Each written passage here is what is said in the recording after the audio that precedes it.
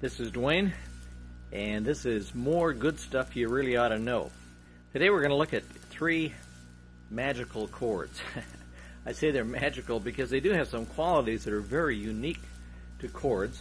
They're the only chords in existence that have these particular qualities, so I want you to learn them well. Okay? Very few people know about the qualities of these chords, so you'll put yourself in an elite group if you really understand what you're going to learn about these chords. This is going to take a little longer than we usually take in these mid-month kind of tapes, but bear with me here and get to your piano so you can play the notes that you see in front of you and that I explain. Okay. First of all, let's just play those 3 chords. Those are diminished 7th chords. The first one, the second one, and the third one. Okay.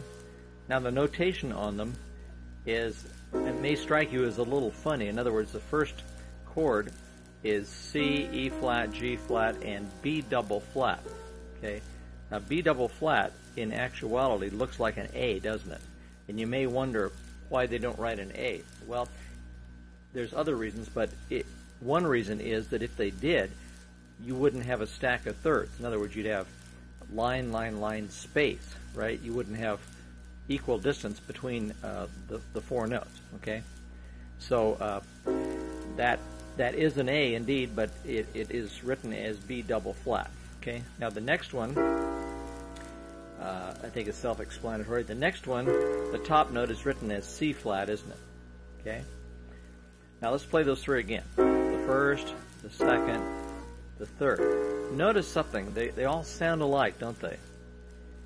Okay, I want you to notice something else, that they're all a half step away from one another. In other words, play the first one. Now move each of those notes up a half step. Move C up to C sharp and E flat up to E and G flat up to G and A up to B flat, or B double flat up to B flat. Okay? And then you have the next chord, don't you? Now move up another half step and you have D, F, A flat, and C flat. Okay? So they're just a half step away from each other. You can just creep up. Okay? Now play that third chord, D, F, A flat, and C flat. Now move each of those notes up a half step. Do you have a different chord? I'll let you think about that for a minute. Is that a different chord than the 3 we've had? Or is it in some way like one of those chords? That's right. If you said it's exactly like the first one, you're exactly right. It's like the first one, it's just upside down, isn't it?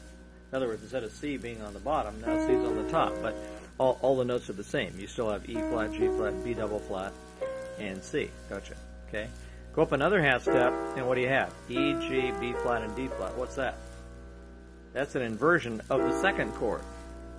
Go up another half step, and what do you have? F, A flat, C flat, and D. That's an inversion of our third chord, isn't it? Okay.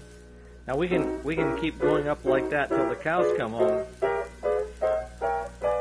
and we're never going to run into a different chord. We're never going to run into a different chord. Okay, there's only 3 of them. In other words, these are called diminished 7th chords, and there's only 3 in the whole wide world. Okay, now notice that each interval in this chord is a minor third away. In other words, it's, if you want to count half steps, it's 1, 2, 3 half steps between C and E flat. And it's 3 half steps between E flat and G flat, and it's 3 half steps between G flat and B double flat, and it's 3 half steps on up to the octave note C. Okay, so it's a stack of minor thirds.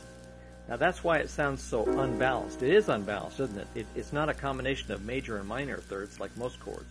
You see, a major chord is a major third with a minor third on top. A minor chord is a minor third on the bottom and a major third on top. A minor 7th chord is a minor third, a major third, and a minor third. A major 7th chord is a major third, a minor third, and a major third. Okay, so most all chords have a combination of major and minor thirds, but not so with diminished 7th chords. They're all minor thirds. Okay, so another quality that these chords have is that any note can function as the root. Play that first chord. We'll call it C diminished. But if I call it E flat diminished, I would be right too. If I called it G flat diminished, I would be right. If you called it B double flat diminished, you would be right too. In other words, any note that's in the chord can be the name of the chord. Any note that's in the chord can be the name of the chord. Okay, so in other words, that's E flat diminished, that's G flat diminished, that's A diminished, that's B double flat diminished, it's C diminished. Okay, go up a half step, and you have D flat diminished or C sharp diminished. You have E diminished, you have G diminished, you've got A sharp or B flat diminished. Any enharmonic name, in other words, a black key always has two names, doesn't it? A sharp or a flat. So any of those names are acceptable.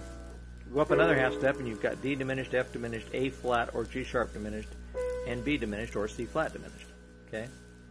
So even though there's all kinds of names for these chords, there's only 3 different chords, and you know them, right? Da, da, da, that's it. That's all there are. No more. Okay? And like I say, if you invert them, you can just keep going forever. Okay? I don't know if you're familiar with Beethoven's Moonlight Sonata, but there's a place in there where he does that. He plays hopscotch. He takes one of these chords and he jumps over the next note in the chord, and then comes back and gets the note that he left out, and then plays hopscotch and comes back and gets the note that he left out. And he does that coming down as well.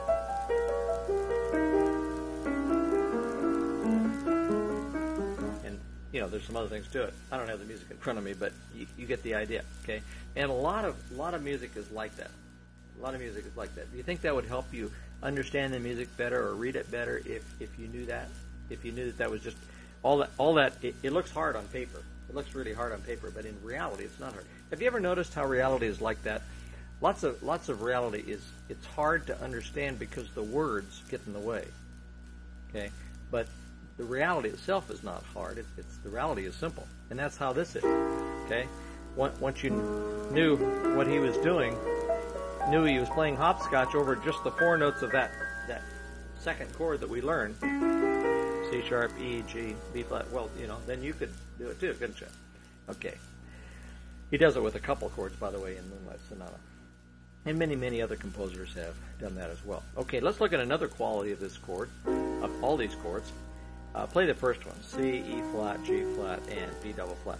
If you lower any note of that chord by a half step, any one note, not 2, just any one note, if you lower any one note, it becomes a 7th chord. Like, play the first chord, then lower C to B. What's that? That's B7. Okay? Play the chord again. Now lower the second note, E flat to D. What do you have now? D7. Take the third note, G flat, and lower it to F. What do you have now? F7. Take the last note, the B double flat, lower it to A flat. What do you have? A flat 7. Whatever note you lower, that becomes the name of the chord. In other words, if you move C down to B, that's B7. If you move E flat down to D, that's D7, and so on. Okay? Come up to the next chord, play the second chord. If you lower C sharp to C natural, what do you have? C7. If you lower the second note, E to E flat, what do you have? E flat 7. If you lower the third note, G to G flat, what do you have? G flat 7. If you lower the last note, B flat to A, what do you have? A7. Okay? Let's do the last one too, the third one. If you lower D to D flat, what do you have? D flat 7. If you lower F to E, what do you have? E7. If you lower A flat to G, what do you have? G7. If you lower B to B flat, you have B flat 7. And you're saying, at this point probably, I hope not, but some of you are saying, so what? Well, here's what. If you know that by lowering any note of a diminished 7th chord a half step gets you to a 7th chord, a 7th chord always wants to move up a 4th, so you can use it to modulate between keys. For example, if I'm in the key of C, say I'm ending in the key of C, and then I get to that diminished 7th chord. See, I just play in the key of C, then I play the C diminished 7th chord and lower C to B. That's the 7th chord, that's B7th, and that modulates me nicely to the key of E. See that? Let's say that I'm ending in the key of C. Now I play the diminished 7th chord, and I move E flat to D. Now I'm in the key of G. Right? It depends. I mean, it doesn't matter whether I'm playing blues or praise music or classical music or new age music. You know, it all works. Let's do another one. Let's take that first chord and lower G flat to F. What do I have now? I've got F7. I go right to B flat. Okay, so I can use it to modulate. And that's true of any note of any of those three chords. Okay? Now, I'm going to teach you one more thing and then I'm going to let you go. Well, no, two things, sorry. If you lower any, if you raise any note of a chord, any note of one of those chords, doesn't matter which one, what you get is a minor seventh chord. Like, raise the bottom note of that first chord. Raise C to C sharp or D flat. What do you have? You've got a chord that's hard to figure out, don't you? No. You've got an inversion of F sharp minor 6. Okay? Now come back to the first chord. If you raise the second note to E, what do you have now? You got A minor 6. Okay? Alright? So, I won't belabor the point, but any of those notes, any of those chords, just raise one note and you got a minor 6 chord. That can be useful in your improvisation later on. You may not be ready at this point, or you may not see the point, but believe me, there is a point, okay? If you raise any two notes, you've got a major 6 chord. For example, play that that first chord, C, E flat, G flat, and B double flat. Raise the bottom note a half step from C to D flat, and raise the top note from A to B flat. Now you've got G flat 6, don't you? Okay? Could you use that to transpose? You betcha. Listen.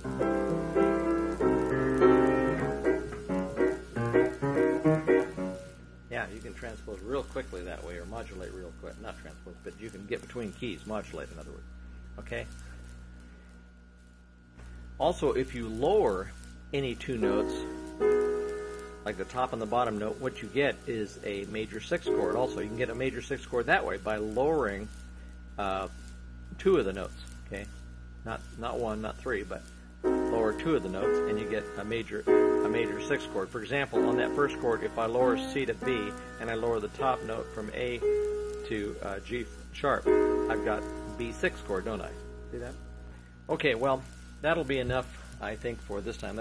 That's food for thought for probably a few years, actually, okay? Because by the time you explore all those relationships and take all those paths to all those keys and, you know, find out how you could use a major 6 chord in what key and why, that's a lot of thinking through, and that's a lot of experimenting. So I don't want to give you musical indigestion, so I think I'll stop there. But those really are magical chords that you can use to do so many different things. And also, by knowing those, when you see a stack of minor thirds in classical music or any kind of music, you'll know that is a diminished 7th chord, and it'll speed up your reading as well.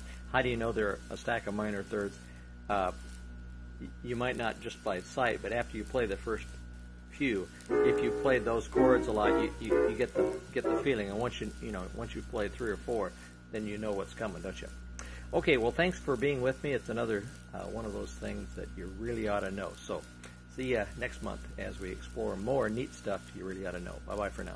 Hi, this is Dwayne again, and I'd like to tell you about a little book that I wrote a few years back. It's called Piano Chords and Chord Progressions, The Secret Backdoor to Exciting Piano Playing. And it's a terrific resource about chords. If you want to know more about chords, you ought to latch onto this book. It's just barely over $10, $11 I think it is. And it covers all the chords and chord progressions that I talk about in my videos. It's just a great, it's not a substitute for videos, of course, but or DVDs, but it's a great summary, and it's so inexpensive that it's well worth your while to get. Here's a table of contents. You can just look down here and see all the things it covers. Starts out with major, minor, diminished, augmented, 6th, 7th, and on to 13th chords and suspensions and alterations, and then gets on to chord progressions and so on. So it's a very thorough book, and it's got a lot of illustrations. I'll just toggle through a little bit, so you can, and there's the back cover. So it's worth your while to get. So hope you take advantage of that. Thank you. Bye-bye for now.